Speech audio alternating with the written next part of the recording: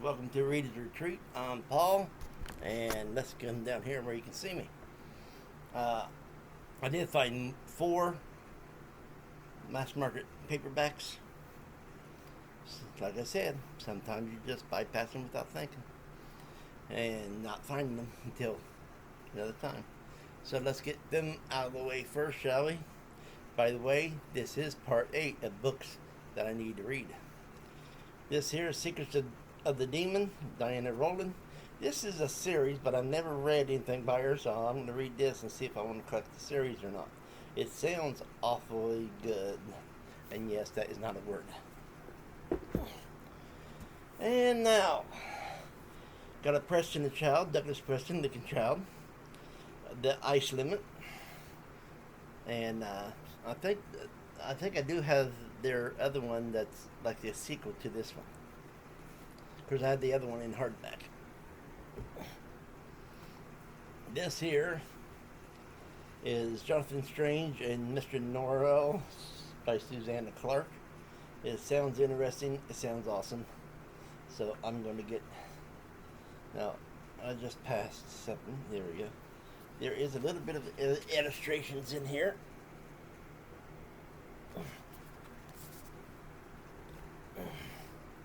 Then we have a book, a sci-fi book by Brandon Sanderson. I've never read none of his stuff, and I heard that this one is nothing but world building, but a good series always needs a lot of world building. This is The Way of Kings. I heard good things, I heard bad things.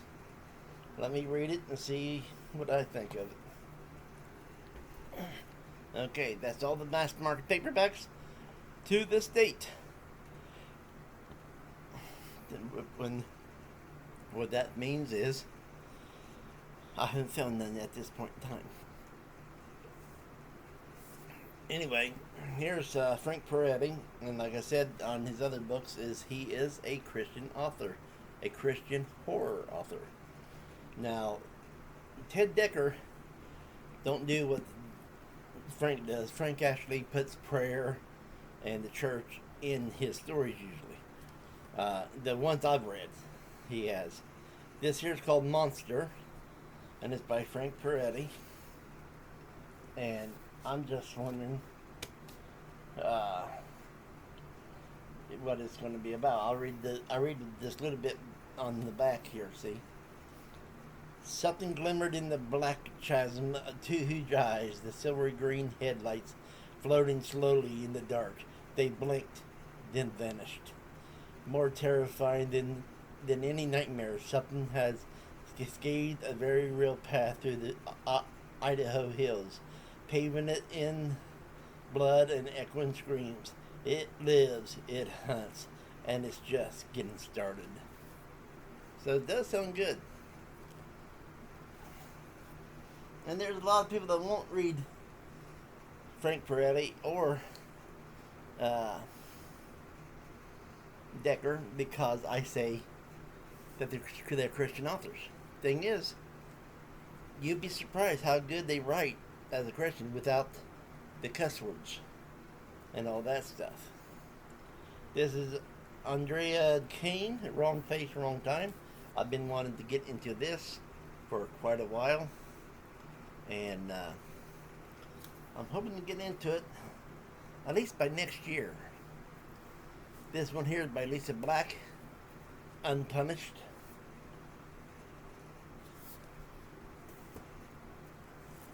And this one, Dean Koontz. This is a signed copy, The City.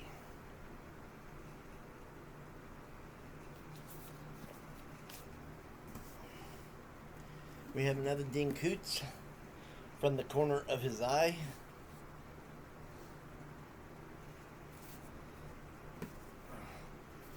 Now we have something here by Laurie Hanlon, and it's called Shakespeare Undead.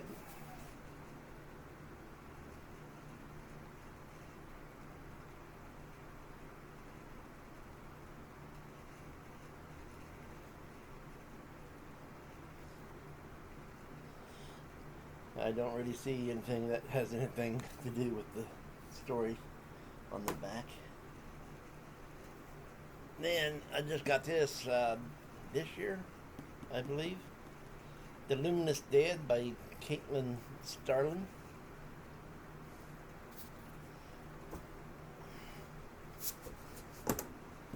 And then we got Brian Lumley, Necroscope, The Lost Years.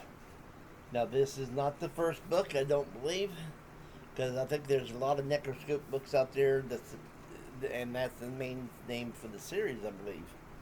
Uh, but,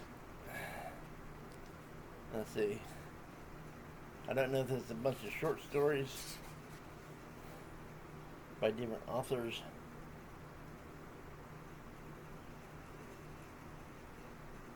Or what. But anyway, I'm not counting it like that. And then we have Edgar Cantorio, Meddling Kids. I probably just slaughtered his last name. But this is the people I hear that talks about it says it puts in mind of the Scooby Doo gang in one way and not in another way. So we're going to read this. I mean, everybody that read it, I heard very little bad about it. So we're going to see. And then this is Shannon McGuire, the girl in the green silk gown.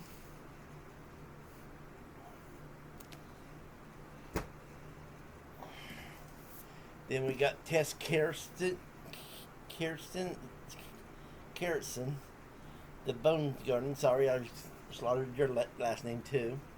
And this is the lady. So it's really intriguing. I can't wait to get into it. Then we got Sarah Kane. I can't wait to get in this. I've been dying to get in this, but every time I go to pick it up, I pick up another book or something happens and I don't read it. The Eighth Circle is a thriller by Sarah Kane.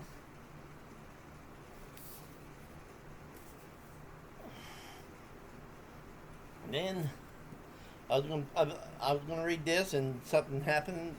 In the I think it was last year. I just quit reading, and I never got to it. It's Douglas Nichols, Something Red. As you can tell, it's a fantasy.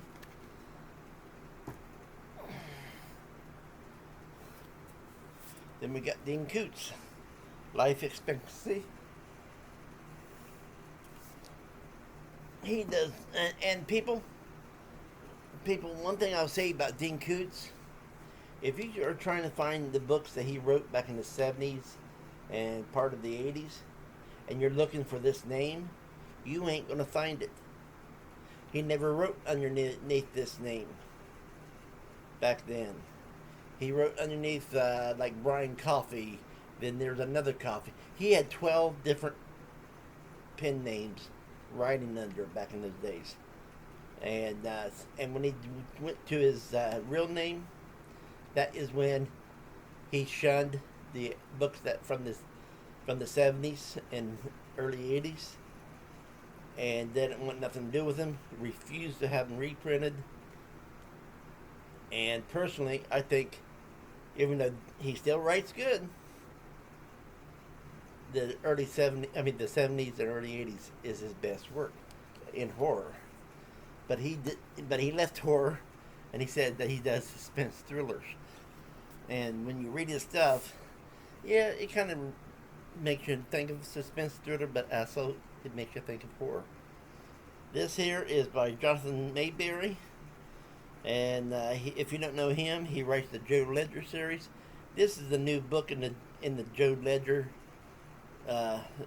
thing, and I never read the Joe Ledger series. I'm going to read this one though, to see if I like Jonathan Mayberry, and if I like this, I might look up the other Joe Ledger books. So this is Rage.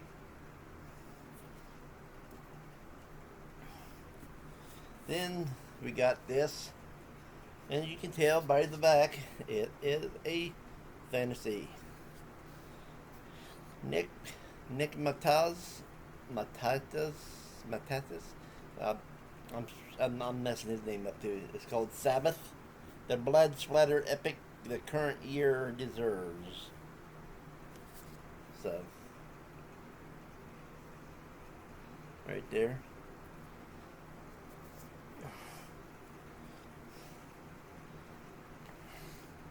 Then I've been trying to get to this book. Something always comes up, and I love the pages. This is by Frank Herbert, Dune. Now, thing is, when I go through the regular, the regular series, I'm not gonna have this in that one because it's in this one, and I'm trying to get to it to see if I really want to finish collecting Dune. I've never read nothing by Frank Herbert, and I should have had, but I haven't, and that's the way I like getting first books if I can, is that way you always can see if you're going to enjoy the writer and the story. R.A. Salvatore, Starlight Enclave. This is book one, The Way of the Drow. And yeah, it's like it is a fantasy.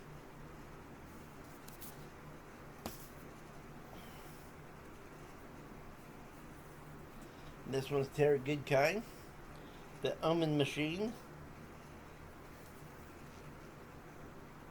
Now usually Terry Goodkind writes fantasy, so I don't know what this is going to be like. I don't know if that's a fantasy or if he's trying to get out of his comfort zone, because sometimes a writer needs to get out of his comfort zone. This one here by Eric Larson, The Splendid and the Vile. And if you don't know what that's about, it's about the saga of the Churchill family in defiance during the Blitz. So this is about World War II.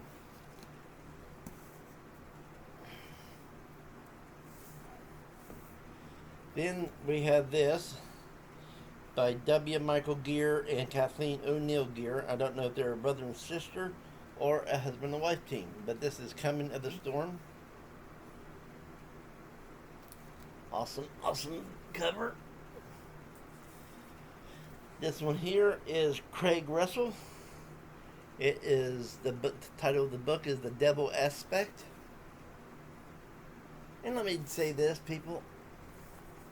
You can read any book that you want if you're a Christian or if you're not.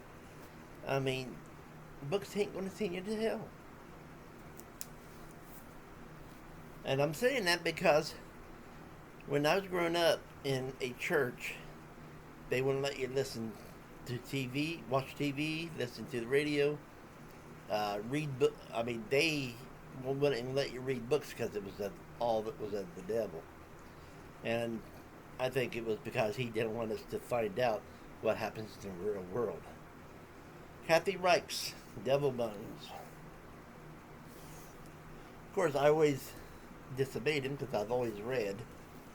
My sister always read, my mom always read, so I guess we all disobeyed him. Sarah J. Maas, Catwoman, Soul Stealer.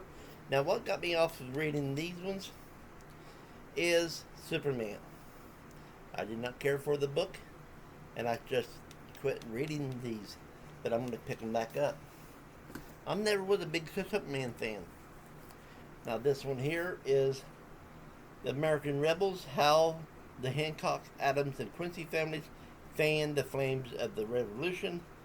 And this is by Nina Sankovich.